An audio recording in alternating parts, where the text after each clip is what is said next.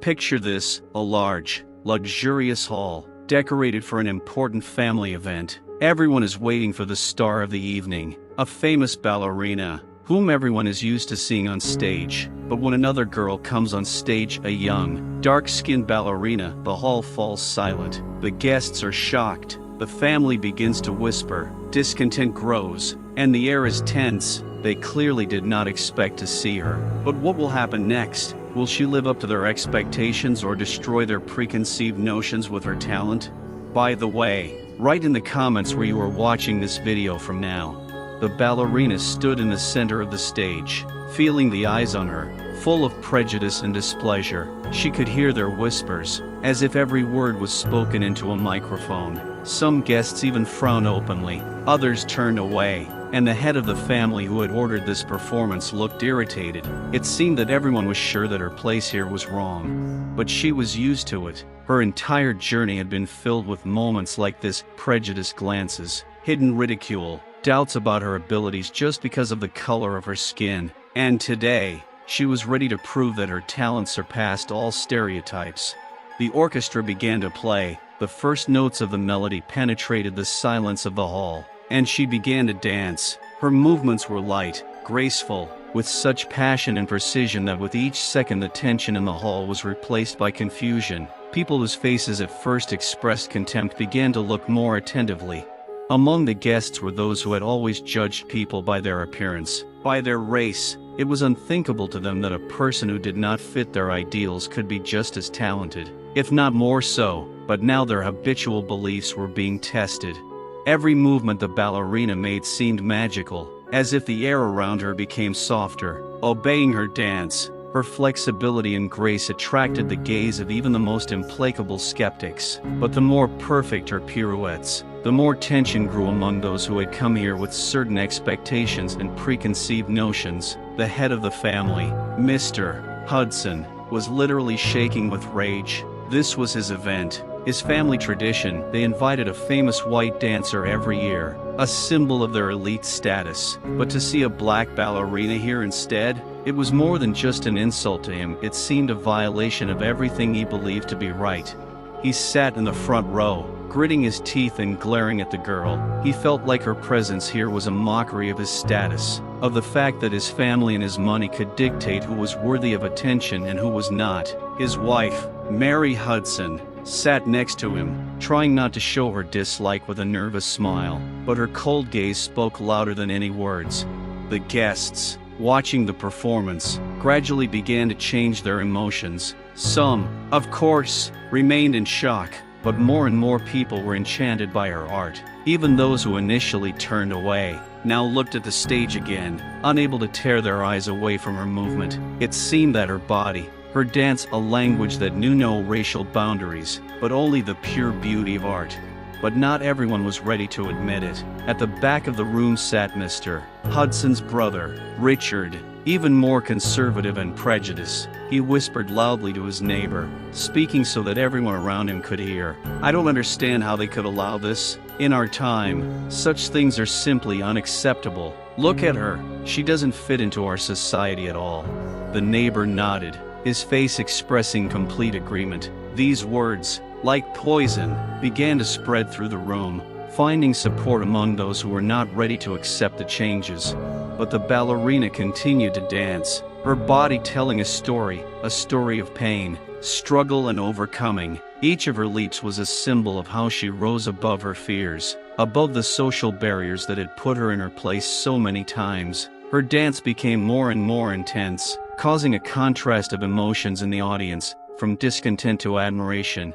At one point, she made a risky jump, so high and difficult that it seemed like her body was floating in the air longer than it should have. The room froze, but she landed perfectly, as if it was easy, as if she was always meant to be there. And in that moment, it became clear, her talent could not be disputed. Mr. Hudson could not bear the sight any longer. He stood up abruptly, his face red with anger. "This is disgraceful," his voice thundered, breaking the growing tension in the room. "How dare you? Who allowed this girl to perform here? This is a family event, not a circus." The room froze, all eyes were on him. As if time had stopped, the ballerina stopped too, her breathing ragged, but she stood up straight, her head held high. She knew this moment might come, but she was ready to face it. Mary Hudson tugged at her husband's sleeve, trying to calm him down, but he couldn't stop. His face was filled with contempt, and in that moment all the anger that had built up over the years burst forth. We don't organize such events to indulge fashion trends. This is a family tradition, not a platform for experiments. Its place is not here. The ballerina slowly turned to face him, her eyes shining with pride and pain at the same time. There were quiet exclamations of surprise in the hall. Some people began to whisper. It seemed that this moment divided everyone. Some stood for Mr. Hudson, supporting his old-fashioned views. Others were ready to defend the ballerina, but did not dare to speak out loud. And then suddenly there was applause. A single clap came from the corner of the room. It was a young woman, one of the guests, who had been watching the dance from the very beginning with interest and admiration. She was joined by several other people. The applause grew louder. Slowly but surely, the ballerina looked at those who clapped, her heart filled with gratitude. But Mr. Hudson spoke again. "Don't you understand? This is no place for her. We must not encourage such people." His voice trembled with rage, but at that moment Mary's wife stood up and in an unexpectedly quiet but firm voice said, "You don't see? You're wrong. Look at her. It's not about skin color, it's about talent, about art. You're letting your prejudice blind you to what's really important." The words came as a cold shower to Mr. Hudson. He fell silent, his face contorted with bewilderment. How could his own wife side with someone he believed was destroying their foundations? At that moment, the ballerina stepped forward, looked straight into Mr. Hudson's eyes and said with dignity, "I didn't come here to please your expectations. I came to show that art knows no boundaries. And no matter how you look at me, my movements speak for themselves." Silence filled the room again. Mr. Hudson, stunned, slowly sat down in his seat. It seemed he understood for the first time that his views, his hatred, were not a strength, but a weakness that art could destroy. The ballerina continued her performance. This time the hall was silent not because of shock, but because everyone sitting there was captivated by her skill. A talent that knew no color and that was impossible to ignore. The ballerina continued to dance, although her heart was heavy. She felt that even with the applause and approval of a few spectators, the room was still filled with hostility. The whispers of discontent continued, and Mr. Hudson's words echoed in her mind, "This is no place for her." But she could not allow herself to stop. Every step she took was a challenge to a world where people judged by appearances without giving a chance to see what lay beneath. The orchestra struck up the final notes, and the dance ended with a complex turn. She froze in her pose, head held high, expecting the audience to appreciate her performance, but there was tension in the air. On one side there was applause, timid but sincere, on the other, angry glances and dissatisfied sighs. Mr. Hudson could not bear it any longer. He jumped to his feet again, but his face no longer showed rage, it was distorted with pain. Everyone turned at the sound of his voice. "You don't understand," he shouted, pointing at the ballerina. "This girl. She reminds me of what I've lost." The room froze. No one expected such a turn of events. Mary Hudson, his wife, turned pale and her hands clenched into nervous fists. No one knew what he was talking about, but her face expressed deep sadness. "You think I'm just an old racist?"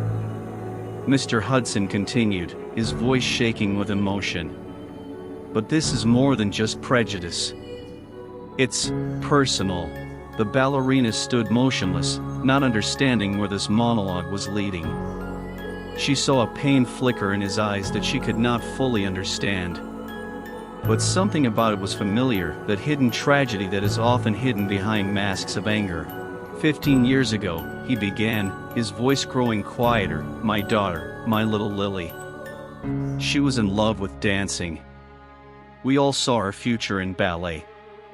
She was the light of our family, and we dreamed of her becoming a star. But one day, after rehearsal, she had an accident. And the driver was black, like you. He pointed at the ballerina, his voice breaking into an angry whisper. Mary covered her face with her hands, trying to hold back the tears. It was an old, deeply buried family secret. Lily had been their only child, and her death had shattered their world. For Mr. Hudson, the tragedy had been an unbearable reminder of how unfair and cruel the world was. From then on, his pain had transformed into anger, and that anger had turned into hatred for the people he blamed for his loss. Since then, I can't look at people like you without remembering what I lost, he screamed, his voice full of despair. Your skin, you remind me of what I can never get back. The ballerina stood there in confusion. She saw before her not a cruel, heartless man, but a father who had lost his child and was plunged into endless grief. But even this tragedy could not justify his hatred. Her soul trembled with incomprehension. How could one be so deeply mistaken, blaming people for something that was beyond their control? It's not my fault what happened to your daughter, she said quietly, her voice gentle but firm. But you keep blaming me, as if I were personally responsible. We don't choose who we're born as, but we can choose how we treat others. Mr. Hudson was choked with emotion, his face streaked with lines of grief and anger. He didn't want to hear those words. He couldn't admit that his hatred brought no relief, only more pain. Your words are empty, he cried, raising his hand as if trying to stop her. You don't understand what it means to lose your only child. At that moment, his wife, Mary, stood next to him. She had been silent for a long time, enduring his anger and pain, but now her patience was over. Her face was covered in tears, but she did not hesitate. You're not the only one who lost Lily, she whispered, barely keeping her voice from shaking. We lost her together. But your hatred is tearing us apart. Every time you blame others, you kill her memory. Lily loved dancing, she loved art. And you know she would never let you become such a bitter person. Mary's words cut through the air like a knife. Everyone in the room was silent, watching this painful rupture between husband and wife. Mr. Hudson, who had always believed his hatred was justified, suddenly realized that his pain was destroying not only him, but also those he loved. He looked at his wife, at her face, which was tormented by the pain he had created. She's right, the ballerina continued, taking a step forward. I'm not here to hurt you. I'm here to show you that life goes on, that beauty can exist even where there's loss. And I'm sure your daughter wouldn't want her memory used for hate. Mr. Hudson slowly lowered his head. His shoulders slumped as if an unbearable weight had suddenly settled upon them. In that moment, he realized that his anger had been an empty shell that only deepened his suffering, not eased it. His daughter, Lily, loved to dance, and he had deprived himself of the opportunity to see the beauty in what she loved most. But not everyone was ready for the change. Mr. Hudson's brother Richard, who had been sitting in the corner watching the drama, jumped up from his seat, his face ablaze with hatred. You're too soft, John, he shouted. They took Lily from us, and now they're taking our traditions, our principles. Don't you see what's happening? They want us to change for them. Richard stepped forward, his fist clenched as if he was ready to fight, but before he could do anything, Mary stood in front of him like an insurmountable barrier. No, Richard, her voice was hard as steel. We change not for them, but for ourselves. We lose ourselves. We lose everything we hold dear, because we cling to hatred. Can't you see that it destroys us? Richard froze, unsure how to respond to these words. He was filled with rage, but suddenly he felt lost. Everything he believed in was crumbling before his eyes, and he couldn't figure out what to do next. The ballerina looked on, realizing how deep these prejudices ran. This wasn't just a personal tragedy, but an entire culture of hatred, passed down from generation to generation. But perhaps her dance could be the spark that would help change this family, even if it took time. I'm not asking for forgiveness, she said quietly, but I hope that one day you can let go of your pain, because it's destroying not only you, but also the memories of those you loved. Mr. Hudson sat there, devastated, his heart breaking. He looked at his wife, at her grief, which he had always thought was his own pain. His gaze moved to his brother, Richard, who stood wide-eyed, unaware that his world was crumbling before him. And finally, his eyes settled on the ballerina. The one he had hated with all his being just moments before now looked different, not like an enemy, but like the embodiment of something pure and real that they had lost. Lily would like this, he whispered, more to himself than to anyone else. She would like to see this dance. His words, though quiet, echoed through the room. Everyone was silent, even Richard, who was no longer sure what to do next. The hatred he had lived with for so many years was beginning to crumble under the weight of memories, under the pressure of the truth he had been avoiding. Mr. Hudson rose slowly from his seat, his hands shaking. He approached the ballerina, his steps heavy, as if each step required incredible effort from him. The entire room held its breath. No one knew what would happen next. Even the ballerina herself was on edge. She did not know what to expect from this man who, just a few minutes ago, was full of rage. Mr. Hudson looked her straight in the eye as he stood in front of her. It was a deep, pained look, but there was no longer the same anger in it. He was silent for a long time, as if collecting his thoughts. "I'm sorry," he finally said, his voice breaking as if the words were the hardest thing he'd ever said. "I didn't know what I was doing. All this time, I was hating people who had nothing to do with our loss. I was looking for someone to blame, but now I realize that was wrong." The ballerina held her breath. She saw his hands tremble slightly, and in that moment, despite all the hurt, she felt only pity for him. His pain was real, deep, the same pain she had experienced in her life: loss, grief, prejudice. But his pain had led to destruction, not restoration.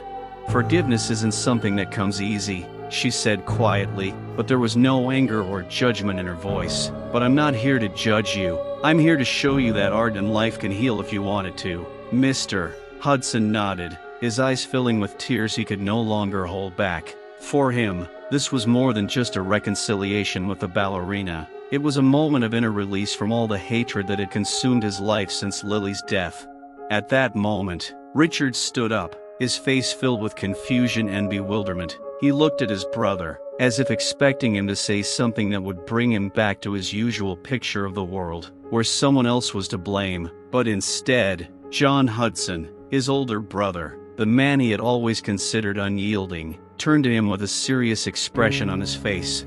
"Richard," he began, his voice firm but not hostile, "we can't go on like this. Lily is gone, and we can't bring her back, no matter how much we want her to. But her love of dancing, of life, is something we can keep. And you keep holding on to your hatred, as if it will help you cope with the loss. But it won't. It only destroys us." Richard froze. He didn't know what to say. His face was contorted with conflicting emotions. He wanted to object, to accuse, to shout something harsh, but the words wouldn't come. He was confused, as if all his usual reference points had collapsed in an instant.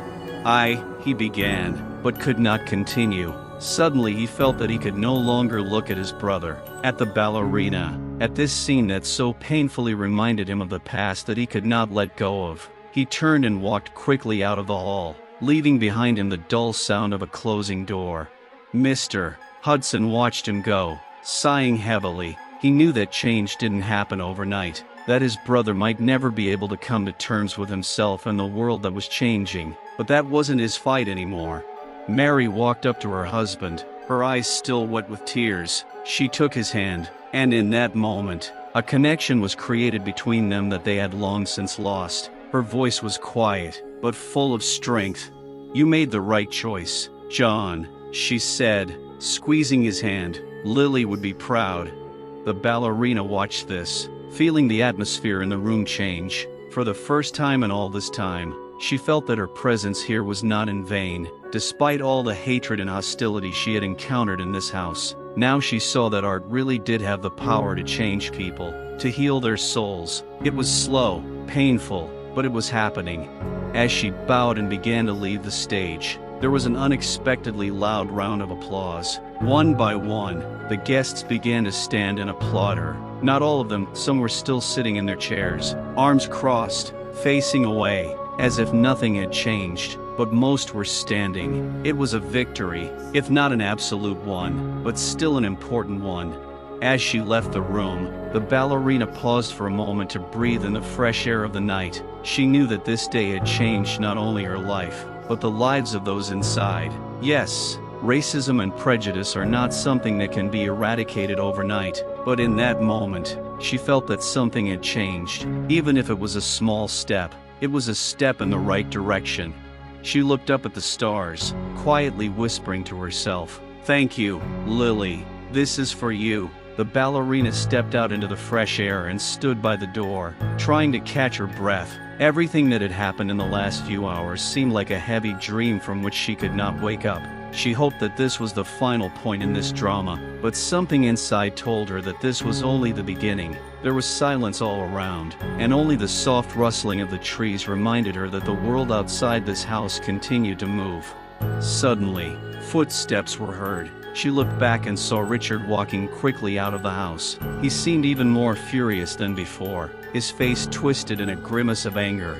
"You!" he shouted, approaching her. His voice was full of rage and pain. "You think it's over? You think your dance changed anything?" She tensed, but didn't let fear get the better of her. "I don't think I can change everyone at once," she answered firmly, "but if even one person opens their heart, that's already a victory." Richard laughed, but it was not a happy laugh. It was the sound of desperation, of a man who had lost all sense of direction and was trying to cling to any straw, even if it burned his hands.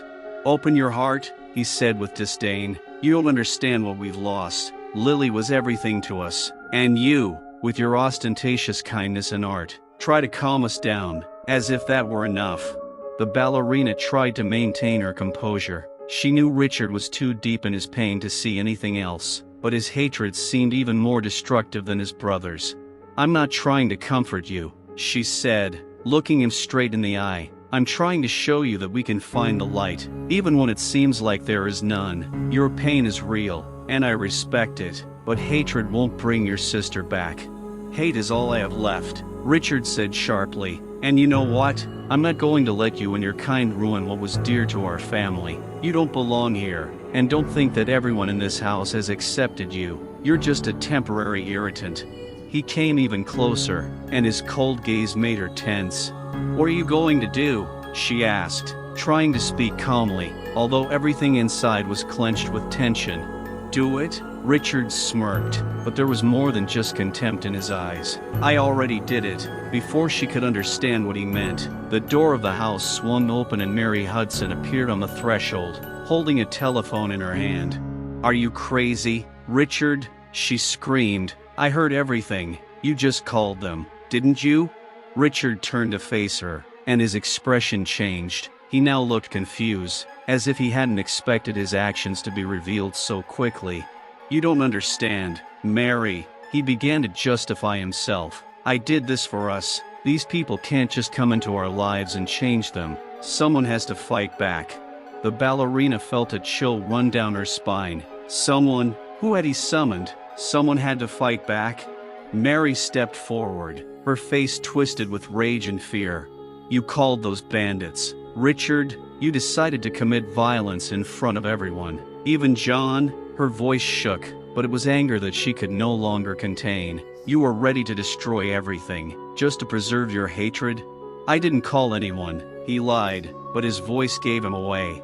Mary picked up the phone and, turning on the speaker, played the recent call. A rough voice came from the other side. "Everything is ready. We will arrive in half an hour. I hope they will be there." The ballerina felt her heart skip a beat. There was rage in Richard's eyes, but also panic. "It's wrong, Richard," Mary continued. "You don't have the right to decide for all of us. Do you want to stir up more hatred and pain? Lily would hate that." "Lily is dead," Richard barked, his voice full of despair, "and all because of people like her." Mary shook her head, her face distorted with grief. "No, Richard," she said quietly. "Lily died in an accident, and it was the fault of one person, not an entire race, not all black people. You can't go on living in the past and blaming everyone else." The ballerina took a step forward. She realized that there was very little time left and the decision had to be made now. "We can stop this," she said, her voice full of determination. "Call the police. Stop them before it's too late." Richard stood, his face pale, but he said nothing. There was a real struggle going on inside him, but he was too lost in his hatred to give in so easily. "No," he said defiantly, "I will not back down. This is our home, and we will defend it." Mary couldn't listen to him any longer. She quickly began dialing the police, her hands shaking with tension. The ballerina looked at her, realizing that this had gone too far. She turned to Richard.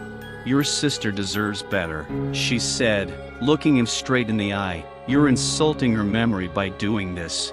He froze for a moment, as if her words had breached his defenses, but his anger was still boiling inside. He turned and ran toward his car. "Damn," Mary breathed, ending the call. "The police are on their way, but we don't know how much time we have left." At that moment, the noise of approaching cars was heard in front of the house. The ballerina felt her body tense with fear. The light of headlights cut through the night, and several cars stopped at the gate. "It's them," Mary said, her voice barely audible. "Richard's already done it. They're here." The ballerina looked at Mary, realizing that the coming minutes would be decisive.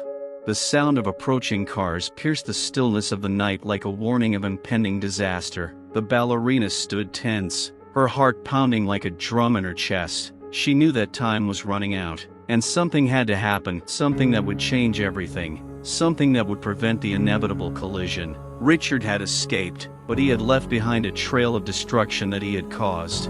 Mary looked at the ballerina, her face filled with worry and fear. The night air seemed heavy, as if it was filled with the threat of the people Richard had called. "We have to do something," Mary said, barely keeping her voice from shaking. "If they break into the house, it will end in disaster." "The police are on their way," the ballerina said, trying to give herself confidence, "but they might not get there in time." The headlights of the cars went out, and suddenly the night was eerily quiet. Then there was the sound of doors opening, and several people began to get out of the cars. They were dressed in black, with hoods and masks on their faces. Some of them were holding chains, others were holding clubs. Their angry gazes slid around the house, like predators ready to attack. The ballerina stepped forward, her body shaking with tension, but she couldn't afford to back down. She knew she had to find a way to stop this. She had been silent and patient for too long. Now it was time to act. "Hey!" she shouted, drawing attention to herself. The crowd froze. Several people turned to look at her, their gazes filled with curiosity and bewilderment. One of the men standing in front raised his head, and even through the dark fabric of his mask, you could see how his eyes were shining with malice. "Who are you?" he said defiantly. "Get out of here while you're still in one piece." The ballerina took another step forward, ignoring her inner fear. "I'm not leaving," she said firmly. "This is your chance to make the right choice, to come home and not ruin someone's life." The crowd began to laugh, loud and contemptuous laughter echoing through the courtyard. The men with chains and clubs moved closer, as if enjoying the coming conflict. "Did you hear her?" one of them shouted. "She thinks she can stop us. What are you going to do? Dance in front of us?" The ballerina did not flinch. A power had ignited within her that she had long sought. This was the moment of truth, the moment when she had to confront not only this crowd, but everything they represented: hatred, prejudice, fear. "If you think violence is power, you're wrong," she said loudly, her voice carrying across the yard. "Real power is understanding and forgiving. You're afraid because you don't know how to be different, but you know what? I'm not afraid of you." The faces in the crowd began to change. The laughter began to die down. The man in front came closer to her, and his eyes flashed with malice.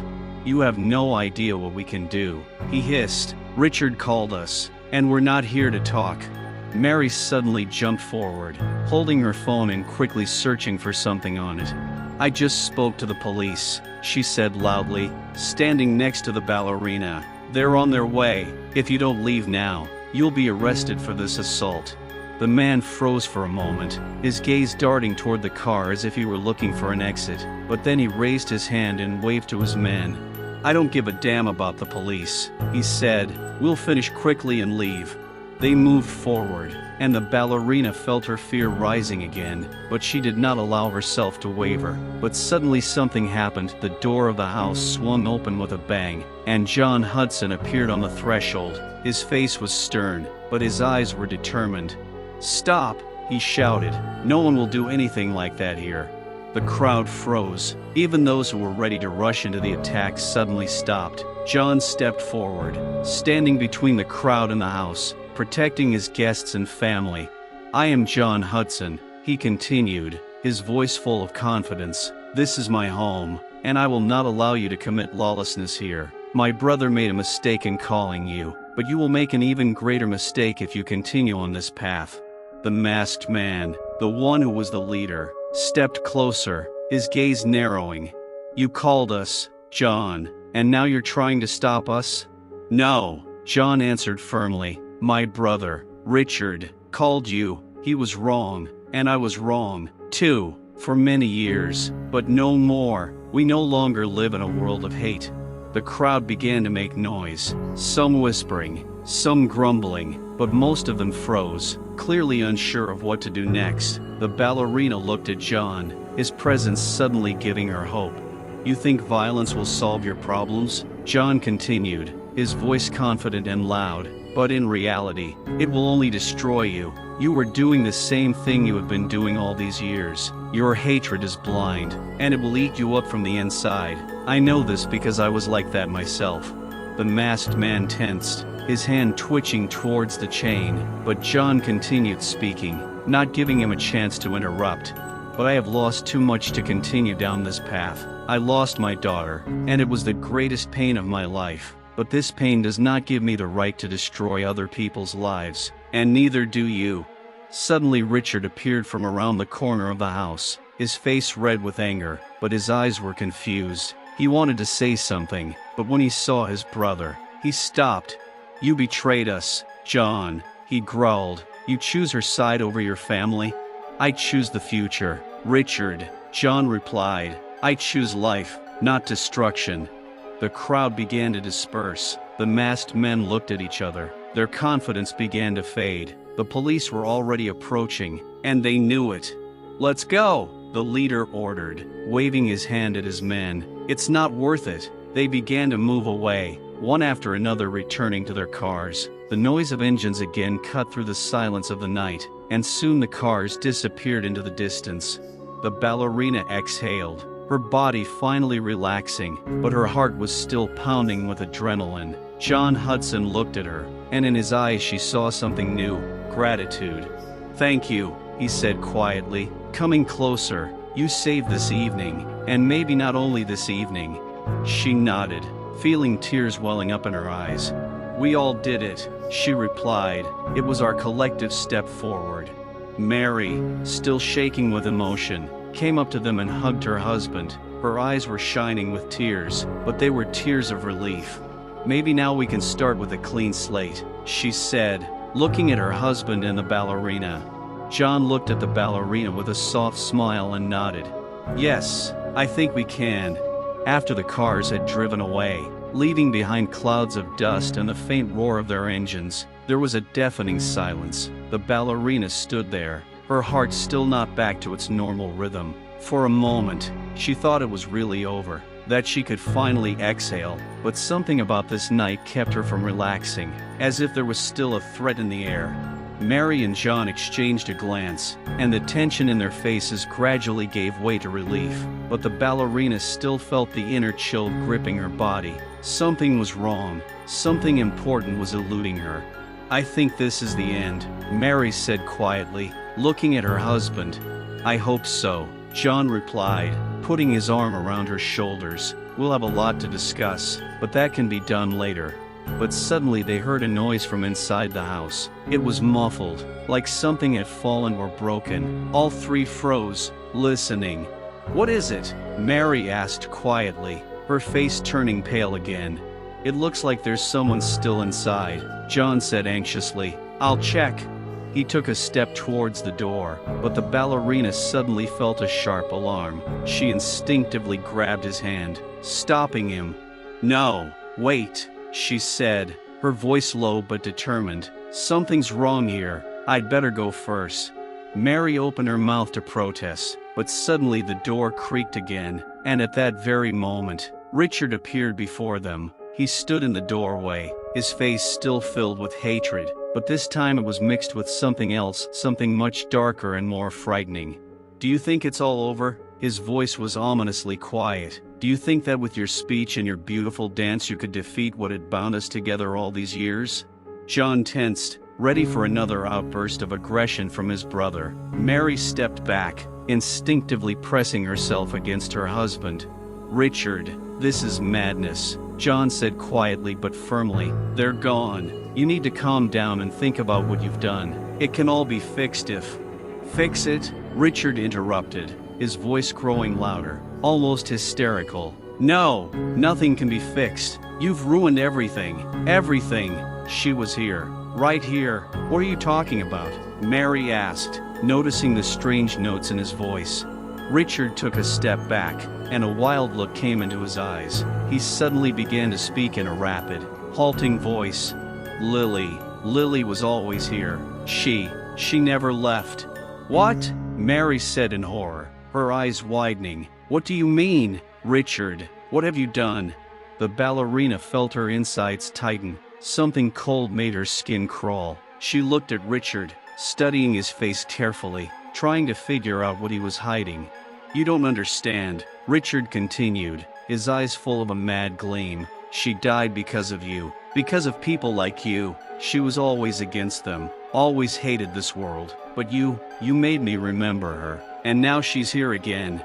Richard, stop it, Mary screamed, taking a step forward. You're out of your mind. Lily's dead. It was an accident, and no one's to blame.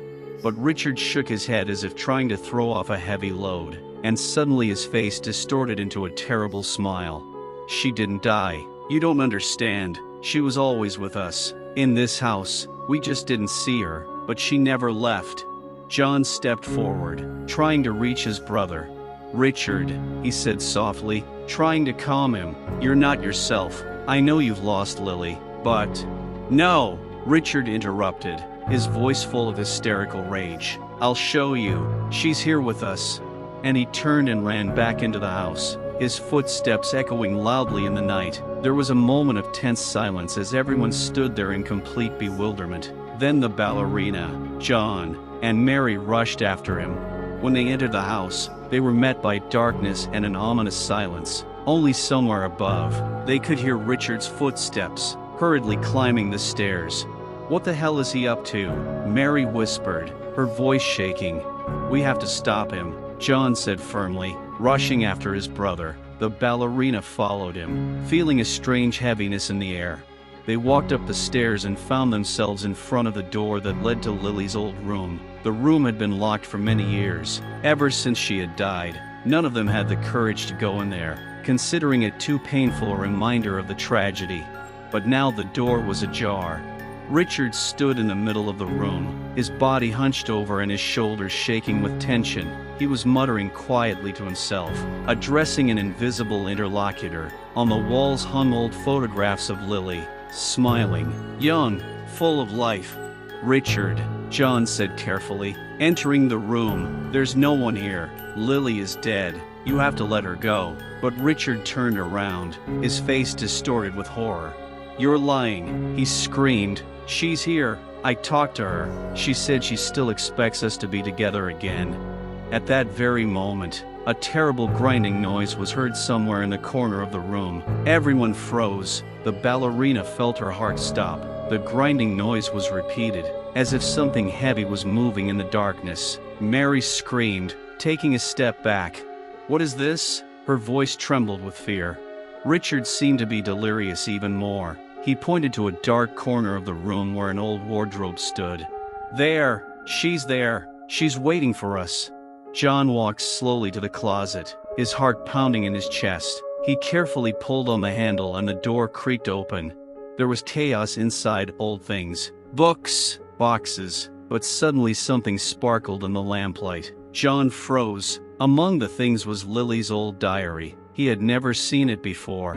This, John took the diary in his hands shaking. This is her diary. Richard stared at the diary, his eyes widening. See, he whispered, it's her. She's been here all along. John opened the journal, turning the pages. His eyes widened as he read. There were entries he didn't recognize. The last pages were filled with Lily's dark, painful thoughts, how she felt alone, rejected, misunderstood even by her family.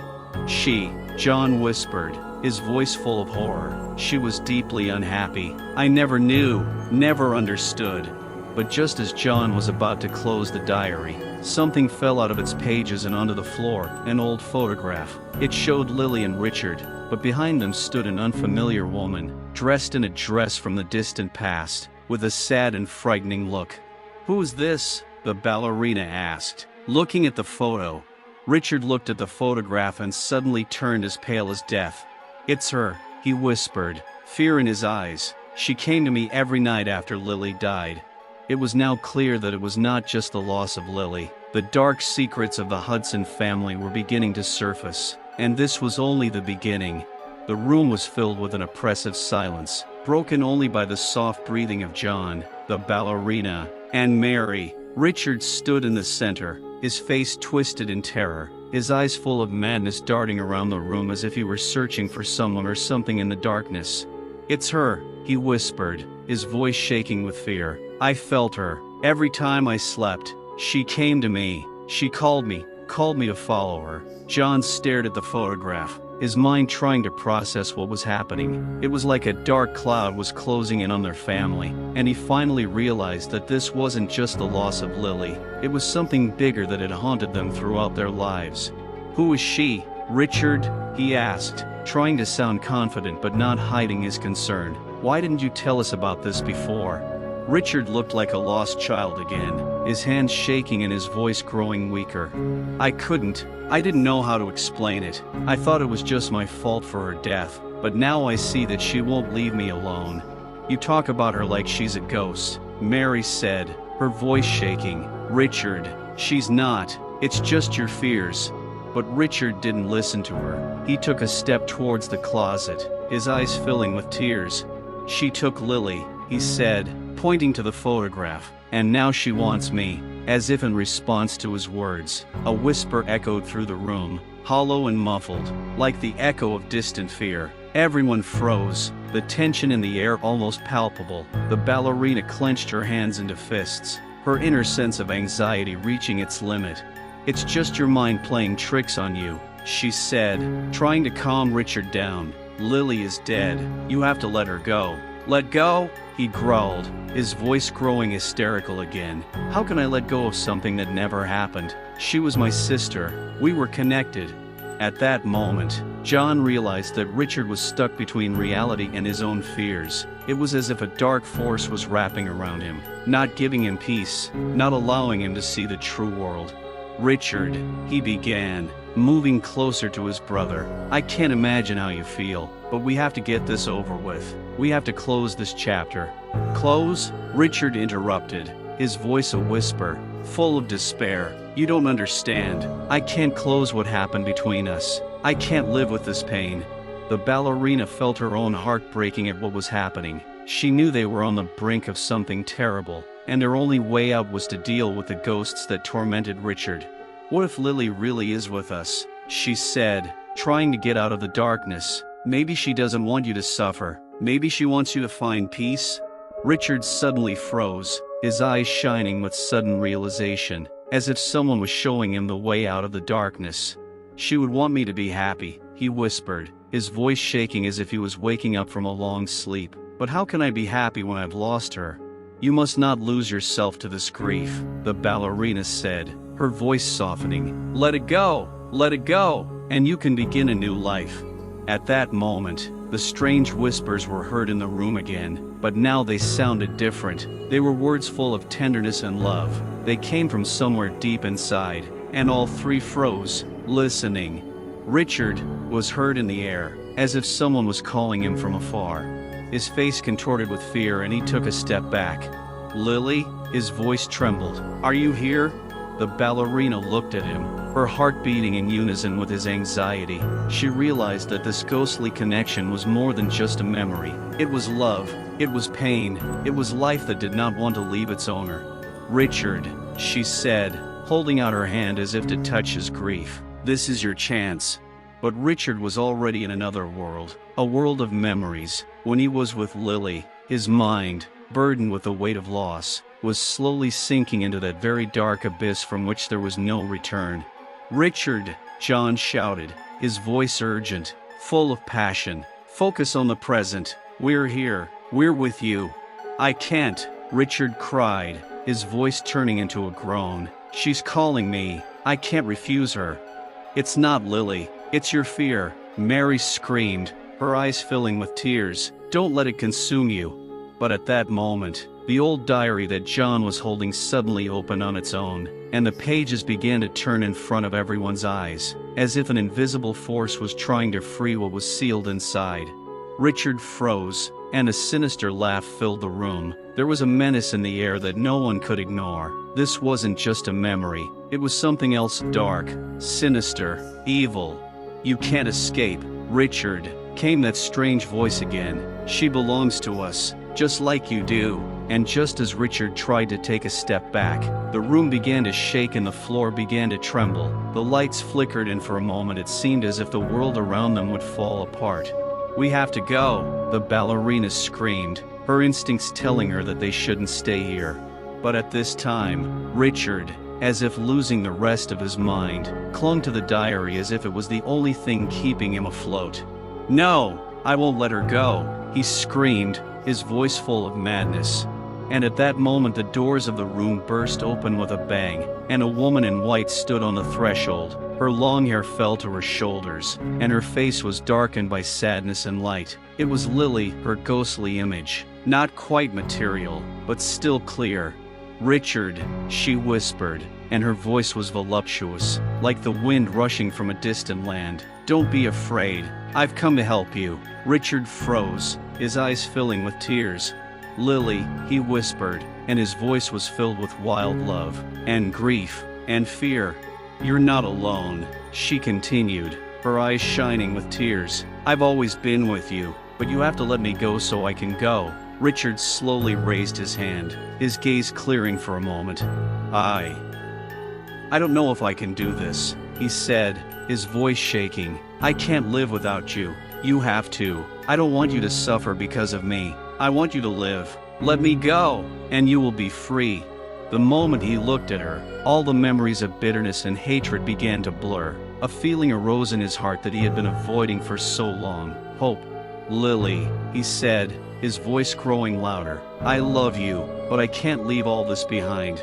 "That's what you have to do," she said, her voice full of love and comfort. "You can do it. Turn to life. Embrace your grief, but don't let it destroy you." And at that moment, as if in response to her words, the darkness around them began to dissipate. John and Mary looked at their brother, their hearts filled with hope. Perhaps this dark world that held Richard in its clutches could truly be destroyed. "Yes, Richard," John said quietly, trying not to let this moment pass. "You can do it. We're here to support you. You're not alone," Mary added, her voice full of love and support. "We're together." Richard looked at his loved ones and a glimmer of understanding appeared in his eyes. He knew what he had to do. "I'm letting you go, Lily," he said, his voice growing confident. "I'm letting go of your pain. I don't want to suffer anymore." Lily smiled. Her image began to gradually fade away, like light going beyond the horizon. "Thank you, brother," she whispered. "I will always be with you." As her image faded, the room fell silent. The darkness began to dissolve and light began to fill the space once more. Richard turned to John and Mary, his face a mixture of relief and pain. I still feel it," he said, his voice shaking but filled with new hope. "But it's not pain now, it's love." The ballerina walked up to him and hugged him, feeling his body relax as if a weight was being lifted from his shoulders. John and Mary came closer and they all joined in a tight embrace. "We did it," John said, his voice full of joy. "We're together, and that's the main thing." But at that moment, a whisper was heard in the room again, and everyone froze. It was quiet, but full of menace. "This is not the end," the voice said, piercing their minds. "I will never leave you alone." As if in response to these words, the room plunged into darkness again, and shadows began to appear on the walls, overshadowing their joy.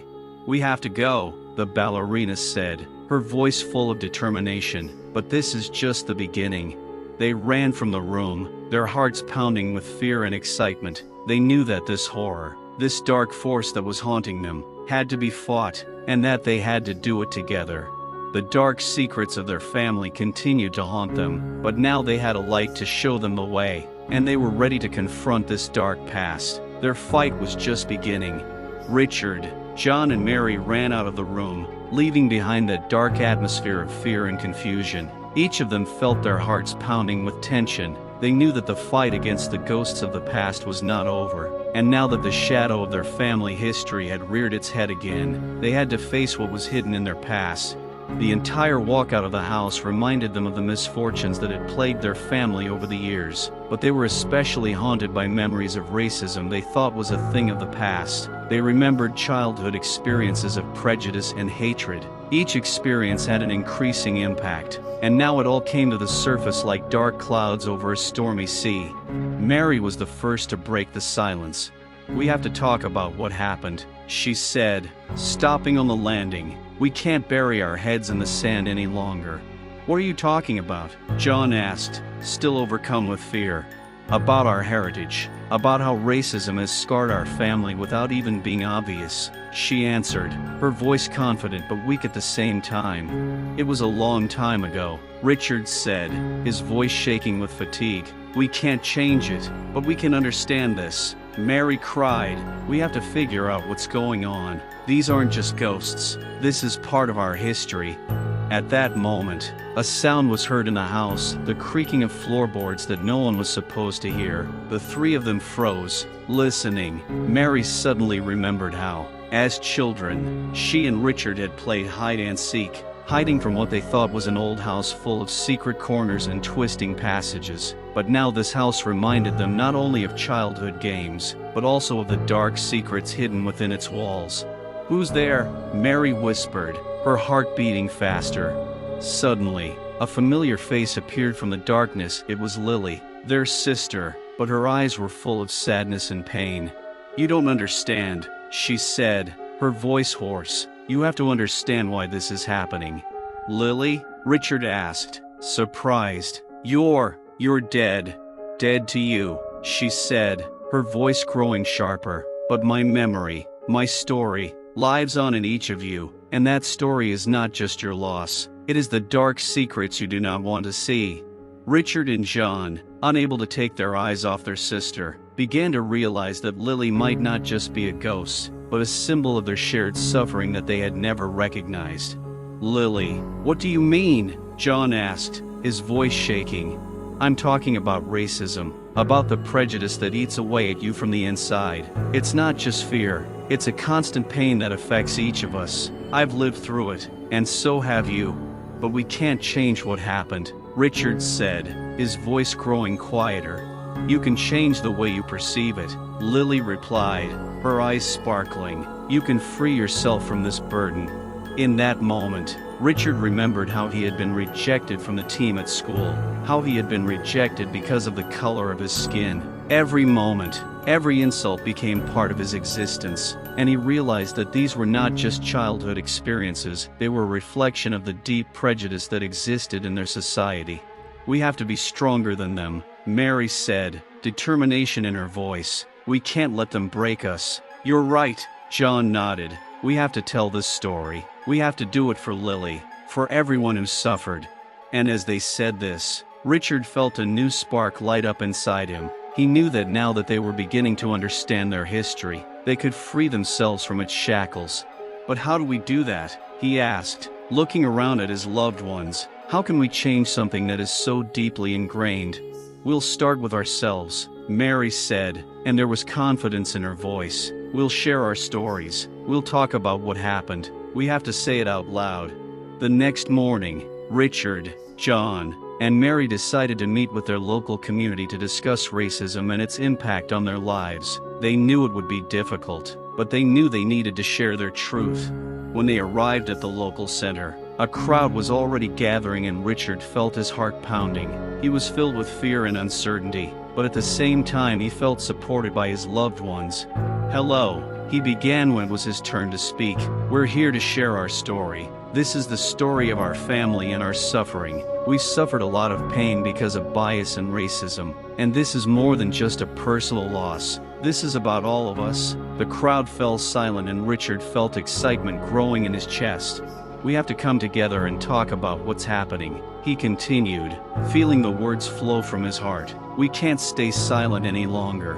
As they began sharing their stories, people began to come forward. They shared their experiences, and among them were stories of prejudice, of hatred, and of love.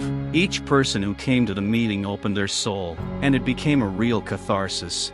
One of the women standing in the back row began to cry, her voice shaking as she described how her children were persecuted because of the color of their skin. "I just want my children to be able to live without fear," she said, her tears falling to the floor. "I don't know how to do that." Richard, John and Mary came together to support her. They shared their hopes and fears, and the importance of being strong and supporting each other. While they were discussing their experiences, the door opened and a group of people walked in who clearly had no intention of maintaining an atmosphere of unity. They were local activists who held extreme right-wing views. "What are you trying to achieve here?" one of them shouted, his voice full of contempt. "We are not going to listen to your complaints." The crowd froze and tension filled the air. Richard felt fear and hatred rising and rage flared up inside him. "We just want to be heard," he shouted, unable to contain his emotions. "We want to talk about what's going on." "Your stories are of no interest to anyone," another man exclaimed, and a murmur arose around him. And then something unexpected happened. Instead of buckling under the pressure, Richard looked to his loved ones and saw support. He realized he was not alone. "We will not be silent," he shouted, his voice echoing throughout the hall. "We will not let you silence us." The crowd began to roar and suddenly applause broke out. People began to support Richard and it became a powerful moment of unity. When this happened, Richard and his family realized that they could make a difference in this world. Their story became the beginning of a new fight. They united with others, and together they decided that they would fight for equality, for love, and for truth. Lily's words about their story being alive were true. They realized that with every step, with every word, they were creating a new reality. Now they knew that despite the dark clouds, there would always be a light above them, the light they created together. They weren't just changing their lives, they were inspiring others to do the same. The story of Richard, John, and Mary became part of a larger movement that sought change. Their struggle was filled with hardships, but they knew they were not alone. Each new voice, each new story brought them closer to a brighter future, free of prejudice and hatred. It was only the beginning of their journey, but they were ready to walk it together, with hope in their hearts and love that united them, even when the shadows of the past tried to rise again. When Richard, John, and Mary left the community center, the atmosphere was tense. Their conversations about racism and bias were still echoing in their minds. They knew they had the power to make a difference in their community, but they didn't yet know how. The next day, Richard decided to take things a step further. He gathered a group of local residents to discuss the possibility of forming a coalition against racism and discrimination. His idea was to bring together people of different races and nationalities to create a platform for dialogue and understanding. He sent out invitations to anyone who might be interested. Soon the cafe where the meeting was taking place was filled with people, black, white, Latino, and people of all ethnic backgrounds. Everyone came with a desire to tell their story, share their experiences and ideas. Richard began by talking about his childhood and how racism had affected his life. He spoke about the injustices he had faced and how his family had suffered because of prejudice. His words touched the hearts of those present. The room erupted in applause and the atmosphere became truly emotional. Every person in the room understood that the fight against racism is not only a fight for rights, but also for their own voices. However, young men in black hoods suddenly arrived at the meeting. Their faces were hidden, but their presence was intimidating. They were part of a local gang known for their extreme views and violence. One of them, tall and strong, began shouting insults, provoking the people. "Why are you here? You have no place among us." His voice was menacing, and tension hung in the air. Richard, not about to give up, stepped forward. "We are here to talk about love and understanding," he said, his voice full of determination. "We want to create a community where everyone is equal." "Community?" One of the men sneered. "We just got rid of your kind." The crowd froze and panic began to mount. Someone spoke in whispers so as not to provoke a conflict, but Richard could not restrain himself. "You can't intimidate us," he shouted. "We won't let you take our votes away." At this point, the excitement in the crowd reached its peak. People began to support Richard. Some began to come forward, standing on his side.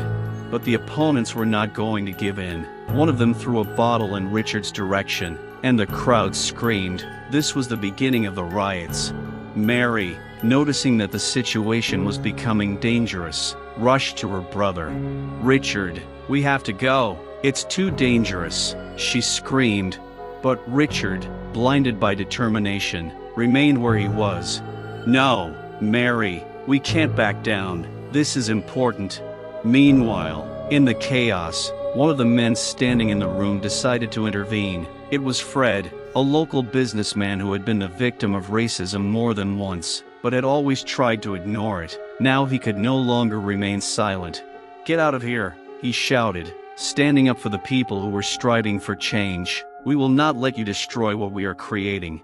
Suddenly the tension in the room reached a breaking point. The group began to approach Fred, but suddenly there was a loud crash. Someone hit the table, and chairs flew. People began to run in different directions, and chaos reigned in the air. Richard, John and Mary realized that the situation was out of control. They rushed to the exit, but found the door blocked. Hooded men surrounded them, preparing to attack. "Get out as you wish," one of them shouted, raising his fist. "You have no right to be here." It was then that Richard saw some of the people who had come to support him begin to band together, forming a circle, protecting each other. It was unexpected, and he felt hope rising inside him.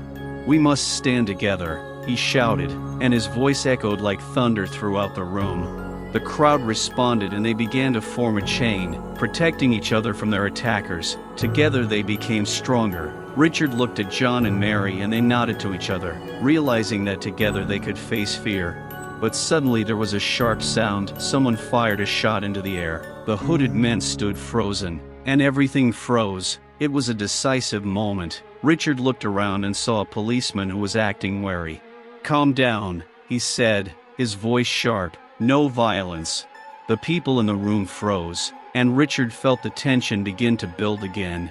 "We're here to protect ourselves," one of the hooded men shouted. "Do you want us to kill them?" The policeman raised his hand, calling for calm. "I'm here to sort out the situation, but you have to go." At that moment, Richard realized that their lives depended on this situation. "We will not remain silent," he shouted, and his words resonated with many. "We are fighting for justice." Others supported him. Unexpectedly, Fred joined them and also began to talk about his experiences. "I have suffered from prejudice too," he shouted. "I cannot remain silent when my neighbors, my friends, are attacked simply because of who they are."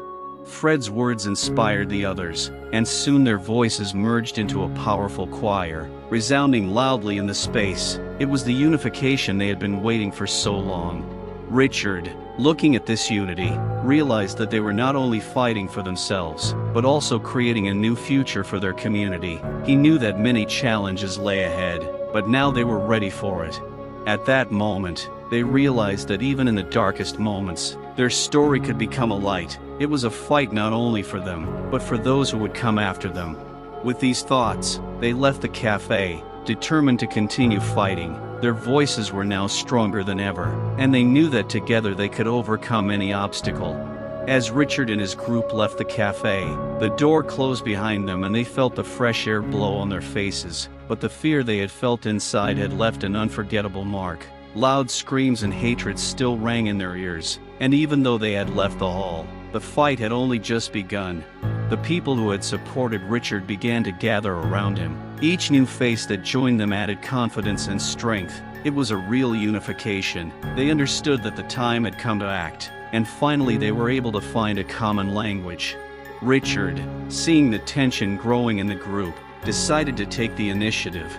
"Let's get together in the park this Sunday," he suggested, his voice full of determination. "We'll talk about what happened, share our stories, and plan how to continue to combat racism in our community." Mary moved closer to her brother and nodded in support. "We can organize a rally. Let's make this event open to everyone. We must show that there are many of us, and we will not remain silent." Her words inspired the people around. Each member began to raise their own ideas, and soon the group became activists determined to make a difference in their city. They exchanged contacts, discussed the possibility of putting up posters, posting on social media, and creating video messages to draw attention to the upcoming rally. In the days that followed, Richard, Mary, and John worked tirelessly. They used every resource available: social media, local newspapers, and even flyers on the streets. Soon, their rally attracted the attention of not only their community, but also neighboring towns. People began to wonder who these young activists were and why they were so passionate about their rights. But as often happens, with the growing support came hatred. A group from a local extremist organization, seeing their plan fail, began threatening the activists. They left offensive comments on social media and even visited their homes in an attempt to intimidate them. One night, when Richard returned home, he noticed that someone had left the stench of stinking fish and burning flags on his doorstep. It was a clear act of intimidation. However, instead of being scared, it only strengthened his resolve. "They're afraid of us," he exclaimed when he showed it to Mary and John. "They know we can make a difference." Mary, seeing this, nodded. "We can't give up. We have to show that their hatred won't stop us." And at that moment, they decided that this would only strengthen their unity. The rally took place on the appointed day, and when they arrived at the park, they were amazed at how many people had come to support them. In the rain, they stood shoulder to shoulder, holding signs, ready to speak out about what they cared about. Richard walked up to the microphone and began to speak. "We're here because we're tired of being silenced." His voice was confident, and the crowd began to applaud. "We want everyone to know that bias and hate have no place in our community." As he spoke, he was overcome with emotion. Mary and John stood by his side, supporting him, and more people came to the stage to listen. Each new voice added strength, and soon everyone at the rally was sharing stories of how racism had touched their lives. Among the crowd was an elderly woman, her eyes glistening with tears as she recounted her experiences. She spoke of how her family had been driven out of their home and how she herself had been a victim of prejudice. Her story touched people's hearts and many began to cry. Suddenly, as one of the participants began to tell his story, the group of hooded men entered the crowd again. The people around them began to worry, but Richard, instead of being afraid, raised his hand and shouted, "This is no place for hatred." Richard's words caused a storm of emotion, and to his surprise, several of the hooded men stopped. They were not as sure of their position as before. Suddenly, one of them, the same one who had thrown the bottle into the cafe, took off his hood and stepped forward. "I'm here to say that I'm tired of the hate too," he said. "I'm a human being too, and even though I was part of that group, I know that's not going to solve the problem. I want to change." The crowd froze. It was unexpected. "I want to apologize to everyone I've ever hurt," he continued, his voice shaking. "I don't know how to do it, but I want to try." Even though it was one man who admitted his mistake, his words became a powerful symbol that change is possible. Richard felt hope sparkle in his heart. "That's exactly what we're saying," he exclaimed. "We can change if we talk to each other, if we listen to each other." Applause erupted from the crowd and people began to rise, hugging each other. It was a moment of unity that seemed to change the atmosphere of the rally forever. Everyone who came knew that together they could create something better. But the joy didn't last long. Suddenly, a van with the same hooded young men who had tried to intimidate them earlier drove out from around the corner.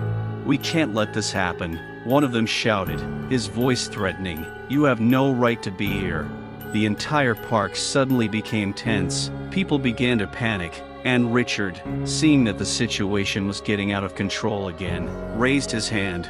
"Don't be afraid," he shouted, "we are together." And at that moment, several people in the crowd, previously unknown to each other, decided to stand up for themselves. They formed a living wall, ready to stand against the hatred. It was a moment of true unity, and Richard felt that they were now truly ready to fight. People started singing. It was incredible. The song of hope and change spread throughout the park, and even those who initially wanted violence stopped, as if enchanted by this unity. As the van approached, the police finally took action. They intervened, trying to break up the conflict. This gave the activists the opportunity to finish their song. The light shining through the clouds seemed to indicate that despite all the trials, they could overcome hatred when they stood together. Richard, Mary and John realized that this day was not just a moment of struggle, but the beginning of something bigger, the beginning of a real movement for change. They knew there were many challenges ahead, but they were no longer alone. They were part of something deeper, and by coming together, they were able to create a wave of change that would begin to overcome the hatred and prejudice in their city. This was only the first chapter of their new story, and they were ready to write it together, step by step, voice by voice.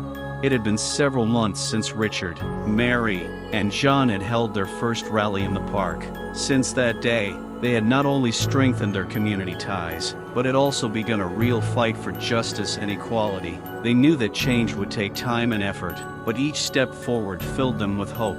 With each new rally, more and more people joined them. Activists organized educational workshops where they shared their stories and discussed how to create an inclusive society. They worked to raise funds for educational programs for young people to teach them about the importance of diversity and combating bias. With each event, their community became more united. People of different nationalities and races came to support each other and build a new reality together. Richard's ideas about love and understanding began to gain popularity, and his speech at the rally went viral, spreading across social media. One day, during a regular meeting in the park, the group organized a party to celebrate all the achievements they had been able to achieve. They gathered local musicians, street artists, and chefs to create an atmosphere of unity and joy. The party became a real celebration for the entire city. Many came just to chat and support each other.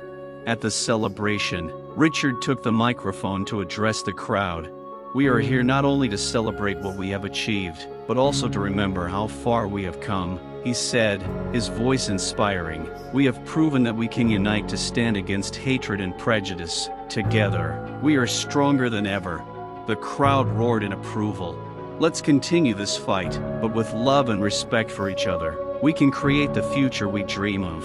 After his speech, the crowd began to sing again and the atmosphere was filled with light and joy. Mary and John, standing next to their brother, felt their hearts swell with pride that they had made a difference.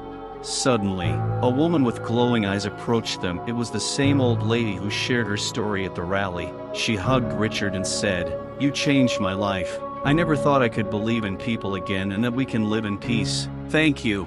These words touched Richard deeply. He knew that their efforts were really bearing fruit. Their fight for equality and justice was inspiring many, and they were becoming part of something bigger than themselves. Among the people who came to the party, Richard noticed the same young man who had been hooded and confessed his mistakes. He approached others with a sincere desire to mend relationships and build bridges. This showed that change was possible, even in the hearts of those who had once been against it. The event continued, and as evening approached, the sky was lit up with bright lights of fireworks. It was a symbol that their efforts had not been in vain. Richard, Mary and John stood together watching the fireworks. "We did it," Mary said quietly, her eyes shining with happiness. "This is just the beginning," Richard replied with a smile. "We still have a lot of work ahead of us, but we will do it together." And as they looked up at the shining sky, they realized that their fight would not just change their lives, but the lives of many others. Their story would become a symbol of hope and unity. Since then, they have continued their work, opening new horizons for those who want to join their movement. Their voices have grown louder, and every step has brought them closer to the dream of a world free of racism and prejudice. Time passed and they, like everyone else, continued to fight, but now with confidence and joy in their hearts. Their story, their struggle and their unity inspired many, and they knew that they would never be alone. In the end, they were able to create a society in which every heart could burn with hope and every voice could sound in unison. This was their happy ending, and it was only the beginning of a new, bright story. Dear viewers, we would love to hear your thoughts on this story. What do you think about the fight against racism and the importance of uniting for justice? Have you ever experienced bias or discrimination in your life? Every comment you make means a lot to us. We value each of you and your stories. You are an important part of our community, and your support helps us continue to talk about the topics that matter most. If you enjoyed the story, don't forget to like and subscribe to our channel. Your support inspires us to create even more interesting and meaningful stories. Have a nice day.